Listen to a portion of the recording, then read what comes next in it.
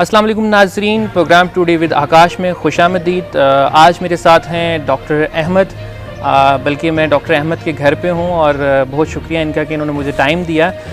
दो मुख्तसर सी बातों के ऊपर हम बात करने वाले हैं कि जो कोरोना का एक चक्कर चल रहा है, कोरोना के ऊपर बहुत सारी वीडियोस तो हैं, लेकिन एक ये चीज़ की कही जा रही है कि जी वेंटिलेटर पे डाला जा रहा है और हमें फंडिंग आ रही है। आप यूट्यूब के ऊपर और फेसबुक के ऊपर ये वीडियोस देखते हैं और दूसरी किसी जो है मर्ज़ का ट्रीटमेंट नहीं हो रहा है हॉस्पिटल के अंदर, तो इसके पीछे क्या हकीकत है वो हम जानेंगे डॉक्टर अहमद से। डॉक्टर अहमद, थैंक यू कि आपने टाइम दिया। अस्सलाम वालेकुम, कैसे हैं आकाश भाई? बहुत शुक्रिया आप आए। आपका बहुत शुक्रिया कि आपने जो है अपने घर में इनवाइट किया और टाइम दिया। डॉक्टर साहब, दो चीज़ें, होली फैमिली के अंदर आप हैं, अपनी खिदमात का सर अंजाम दे रहे हैं। दो चीज़ों के ऊपर हमने बात करनी है कि जो वेंटिलेटर का कंसेप्ट चल पड़ा है और जो हमें ये कहा जा रहा है, हर दूसरी वीडियो आ रही है कि जी हमें फंडिंग हो रही है। बिल्कुल, ये इस तरह की वीडियोस मेरी भी नज़र से गुजरी हैं कि जी फंडिंग हो रही है और उसके बाद पेशेंट्स को वेंटिलेटर पे डाला जा रहा है। वेंट पे इसलिए डाल देते हैं कि जी इनको पैसा मिल रहा है, बाहर से पैसा आ रहा है, गवर्नमेंट को पैसा आ रहा है। ऐसा बिल्कुल भी नहीं है, ये सब गलत है। सच्ची बात तो ये कि हमारे पास वेंटिलेटर्स होते ही इतने लिमिटेड हैं कि उस पे तो हम इस तरह का रिस्क ले ही नहीं सकते कि जिसमें हम लोगों को सिर्फ इसलिए डाल दें कि जी क्योंकि उनको डालना है। ऐसा बिल्कुल भी नहीं है। और बहैसियत डॉक्टर, बहैसियत इंसान, कोई भी शख्स जब ऐसा काम करेगा तो मेरा ख्याल है वो उसको सेल्फ गिल्ट ही बहुत ज़्यादा होगा। और सेकेंडली ये कि हॉस्पिटल में काम करते हुए हॉस्पिटल भी बिल्कुल उसी तरह ही काम करता है जिस तरह कोई दूसरा इदारा। हॉस्पिटल भी एक वन मैन शो नहीं है कि जिसमें एक बंदे ने वेंट पे डाल दिया और सिर्फ उसी को पता है कि जी पेशेंट को मैंने वेंट पे डाला है और फ़ौरन फंडिंग हमें आ रही है। ऐसा बिल्कुल भी नहीं है। हॉस्पिटल में हर बंदे का अलग अलग काम है, हर एक की अलग डेजिग्नेशन है। तो ये बिल्कुल एक मिसकंसेप्शन है, लोगों की तरफ से फैलाई हुई बात है। वेंटिलेटर पे डालने की वेंटिलेटर हमारे पास होता ही नहीं है, हम क्या वेंटिलेटर पे पेशेंट को डालेंगे? ऑलरेडी हमारे पेशेंट इसलिए एक्सपायर कर जाते हैं कि जिनके वेंटिलेटर्स की शॉर्टेज होती है। पंजाब में, पूरे पाकिस्तान में वेंटिलेटर्स की शॉर्टेज है। सेकेंडली ये कि वेंटिलेटर्स पे डालने का जिन पेशेंट को डाला जाता है वो क्यों डाला जाता है, उसकी भी एक बहुत बड़ी, उसके पीछे भी एक बहुत बड़ी हमारे पास एक पूरी लॉजिक्स होती है, पूरी उसके पीछे एक कहानी होती है वेंटिलेटर पे डालने की। डिफरेंट कंडीशंस होती हैं।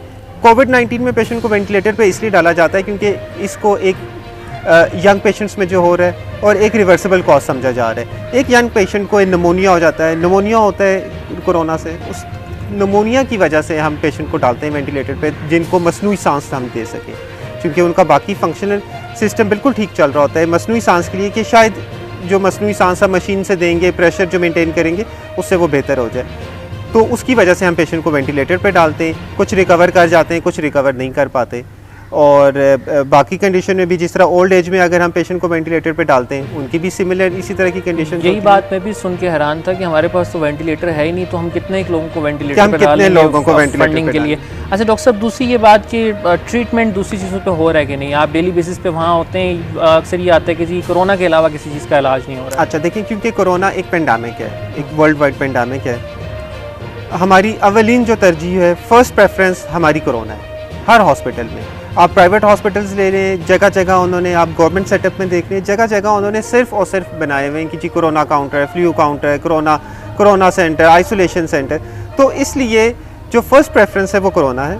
बाकी जो केसेस हैं, बाकी केसेस कम हुए। ये मैं नहीं कहूँगा कि केसेस हम सारे बिल्कुल इंटरटेन करें, ऐसा बिल्कुल भी नहीं है, क्योंकि लिमिटेड स्टाफ है, लिमिटेड मेंबर्स हैं, डॉक्टर्स लिमिटेड हैं, हमारे रिसोर्सेज लिमिटेड होते हैं।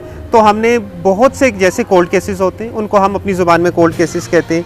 जैसे हर्निया, एक पेशेंट को उसका वो हर्निया अगर 10 साल से चल रहा है तो उसने मज़ीद 2 माह चल लिया तो क्या फ़र्क पड़ेगा? एमरजेंसीज इंटरटेन हो रही हैं, हर किस्म की एमरजेंसीज, हर किस्म के डिपार्टमेंट खुला हुआ है, कोई डिपार्टमेंट बंद नहीं है। इनफैक्ट बल्कि कुछ ऐसा किया हुआ है कि जैसे जो ओपीडी वाले डिपार्टमेंट्स है, जैसे डर्माटोलॉजी डिपार्टमेंट है, उसमें अगर if for example 20% are working over there, 20 doctors are working over there, तो उन्होंने 10 डॉक्टर्स को डर्माटोलॉजी में रखा है और 10 को निकाल के आइसोलेशन में डाल दिया है, 10 को निकाल के फ्लू सेंटर में डाल दिया है, फ्लू काउंटर पर डाल दिया। तो कंप्लीट शटडाउन किसी भी चीज़ का नहीं हुआ, सर्विसेज चल रही हैं लेकिन स्लो हो गई हैं। कोल्ड केसेस को विद होल्ड किया हुआ है, इलेक्टिव जो केसेस है उनको विद होल्ड किया, एमरजेंसी उसी तरह चल रही है, वार्ड चल रहे हैं। ओपीडी में लोगों को खुद भी चाहिए कि खुद थोड़ा सा एहतियात करें। अगर कोई चीज़ आप घर में सेटल डाउन कर सकते हैं, एक दांत में दर्द हो रहा है, आपको पता है कि मेरे दांत में दर्द हो रहा है, आपको हॉस्पिटल जाके वो दर्द की दवाई लेने की ज़रूरत नहीं है ना, आप किसी से फ़ोन करके पता कर लें। हॉस्पिटल्स के अंदर टेली मेडिसिन स्टार्ट की हुई है, वो बहुत अच्छा सिस्टम किया हुआ है, गवर्नमेंट सेटअप में भी किया हुआ है और प्राइवेट में भी उन्होंने किया हुआ है। उन्होंने हम सब की ड्यूटीज़ वहाँ पे लगती हैं, शाम से लेके रात तक ड्यूटी लगती है। उन्होंने टेलीफोन नंबर दिए हुए, आप ऑनलाइन हमसे बात करें, ऑनलाइन हमसे पूछें। बहुत से डॉक्टर्स ने अब ऑनलाइन अपने पेजेस बनाए हुए हैं, ऑनलाइन अपने फेसबुक अकाउंट से, ट्विटर अकाउंट के, उसके ऊपर उन्होंने लिखा है, उन्होंने कहा है कि आप हमसे कांटेक्ट करें, अपने टेलीफोन नंबर सब कुछ उन्होंने दिया हुआ है। तो ऐसा बिल्कुल भी नहीं है कि केसेस बिल्कुल और कोई इंटरटेन नहीं कर रहे। बहुत शुक्रिया डॉक्टर साहब। आखिरी बात जो बड़ी ख़ास है कि मैंने आते हुए भी देखा कि कोई लॉकडाउन की सिचुएशन मुझे नज़र नहीं आई और लॉकडाउन से ज़्यादा जो है केयर करने वाली सिचुएशन नज़र नहीं आई। शायद जो कल परसों की अनाउंसमेंट है उसके बाद लोगों ने मास्क भी उतार दिए, उसी तरह से हो गए। आप क्या समझते हैं कि जो कोरोना था ये कितना टाइम और रह सकता है और कितना टाइम हमें और एहतियात की ज़रूरत है, क्या चीज़ें की जाएँ ताकि जिससे बचा जाए? देखिए, एक ह्यूमर टाइप पे अगर मैं एक बात लेके जाऊं तो कोरोना का मास्क जो है वो बिल्कुल उसी तरह ही है कि जैसे हम पिंडी से इस्लामाबाद में एंटर होते हैं तो हम सीट बेल्ट पहन लेते हैं। हम सीट बेल्ट इसलिए नहीं पहनते कि it is for our own safety, हम सीट बेल्ट सिर्फ इसलिए पहनते हैं कि हमें ट्रैफिक पुलिस वाला ना पकड़ लें, हमें चालान ना कर लें। तो अगर लॉकडाउन की वजह से, लॉकडाउन ख़त्म होने की वजह से हम मास्क उतार दें तो ये हम अपने साथ बेवकूफ़ी कर रहे हैं, अपने साथ ज़्यादती, अपने साथ जुल्म कर रहे हैं। ऐसा हरगिज़ हर बंदे को नहीं करना चाहिए। बहुत ज़्यादा पब्लिक अवेयरनेस बहुत ज़्यादा है हर तरफ। शुरू में लोगों ने काफ़ी अच्छा सपोर्ट भी किया लोगों ने, लेकिन आप बिल्कुल ठीक कह रहे हैं कि आप बाहर जाएं तो बिल्कुल ऐसा नहीं लगता कि लॉकडाउन की कोई सिचुएशन है या हम उस पेंडेमिक से, पाकिस्तान उस पेंडेमिक से गुजरा है, ऐसा बिल्कुल भी अब हमें नहीं लगता। हमें अभी भी उतनी ज़्यादा एहतियात करनी चाहिए। हमारे केसेस अभी भी बढ़ते चले जा रहे हैं, इवन दो कि जिस तरह यूरोप में या अमेरिका में एक पीक आया और उसके बाद वो किया। अगर अल्लाह का शुक्र है कि हम उस कंडीशन से नहीं गुजरे, लेकिन इसका हरगिज़ ये मतलब नहीं है कि हम अभी भी सेफ जोन में, we are not in safe zone at all. ये सर्दी गर्मी वाला कोई कंसेप्ट था? बिल्कुल भी कोई कॉन्सेप्ट नहीं है। ये शुरू में एक कंसेप्ट दिया गया था कि जी गर्मी इतनी बढ़ेगी, 26 से 30 डिग्री सेंटीग्रेड पे जाएगा तो जी कोरोना ख़त्म हो जाएगा। ऐसा बिल्कुल भी नहीं है, ना कोरोना ने ख़त्म होना है। अगर कोरोना ने ख़त्म होना होता तो कोरोना सऊदीया में ना आता, सऊदी अरेबिया में ना आता, जहाँ पे टेम्परेचर 50+ होता है, UAE में, ऐसी डॉक्टर साहब मास्क पहनने का तरीका क्या है? लोगों ने, मैंने देखा है कि एक मास्क खरीद लेते हैं और 10 दिन उसको चलाते हैं, तो इसके पीछे जो है क्या हकीकत है और इसको यूज़ किस तरह से करना है? बहुत अच्छा क्वेश्चन, बहुत अच्छा। देखिए, डिफरेंट क्वालिटी और डिफरेंट टाइप्स के मास्क हैं, डिफरेंट टाइप्स के मास्क हैं जो मार्केट में अवेलेबल हैं। इवन दो के मार्केट में अभी कुछ भी अवेलेबल नहीं है, मार्केट में तो सब कुछ ब्लैक हो चुका है अभी इस वक्त, सब कुछ अंडरग्राउंड है। N95 मास्क है, N95 मास्क जिसकी आजकल हर तरफ बहुत ज़्यादा शोर है, बहुत ज़्यादा लोगों में। N94 है, N93 ये मास्क है। ये है क्या? जो जिनको हॉस्पिटल में वर्कर्स ने यूज़ करना है, जिन्होंने डायरेक्ट डीलिंग उस बंदे ने के लिए हेल्पफुल है, जिसने पेशेंट को इन कांटेक्ट रहना है, जिसने पेशेंट के साथ इन टच रहना है। जैसे जिसने अपने आप को सेल्फ आइसोलेशन, सेल्फ प्रोटेक्शन के लिए यूज़ करना है तो वो 3A टाइप मास्क होते हैं, वो 3 टाइप मास्क होते हैं, वो वाले मास्क हैं।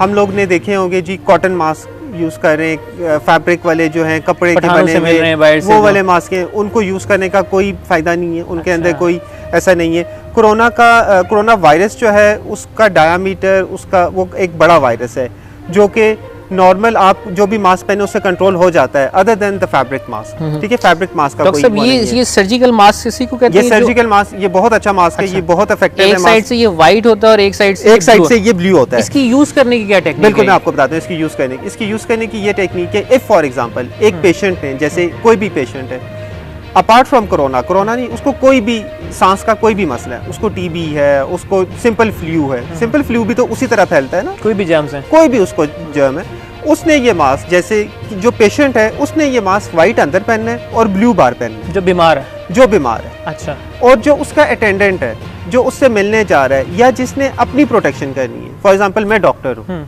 मैंने अपनी प्रोटेक्शन करनी है, मैंने ब्लू अंदर करना है और मैंने वाइट बाहर करना है। अच्छा। क्योंकि मैं इन्फेक्टेड नहीं हूँ, ठीक है, मैं रिस्क पे जरूर हूँ, तो जो रिस्क पे होगा उसने वाइट बार करना है, जो इन्फेक्टेड है उसने ब्लू बार करना है।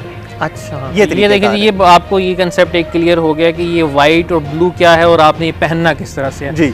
दूसरा, आपने एक अच्छा क्वेश्चन किया था इसकी लाइफ के बारे में कि इसको कैसे यूज़ करना भी है और कितनी देर के लिए यूज़ करना है। इसकी लाइफ कितनी? हमारा अपना एक मुलाजिम था, उसने मास्क लिया, मास्क को उसने धो के निचोड़ के तार पे डाला, उसके बाद उतारा, उसने दोबारा लगा दिया।